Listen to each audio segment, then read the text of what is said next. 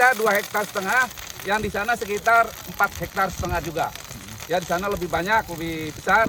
Dan ini kita dibagi dalam 2 tim dalam melakukan pemusnahan ini. Tersangkanya ditangkap di mana, Pak? Tersangkanya di daerah Pidi. Ya, itu sebulan yang lalu 200 kilo ganja kering. Kita ya sudah diamankan, sekarang dalam proses di BNN Pusat. Pak, dari Januari hingga September, Pak, berapa kali sudah kita operasi ganja, Pak, ini? Dari ada 8 ya, 7 sama yang sekarang ini jadi 8. Dan ini bukan di Aceh saja, ada juga kita melakukan di Sumatera Utara, di Mandailing Natal, tepatnya kabupaten sana. Jenderal, ini tempat yang kita musnahkan kan kita lihat ada juga pohon-pohon yang tumbuh nih seperti pohon pinang. Apakah kesadaran masyarakat atau sosial atau penjagaan seperti apa sih? Jadi memang kalau kita untuk menjaga kan tidak mungkin dengan luas wilayah yang segini banyak kita penjagaan. Nah ini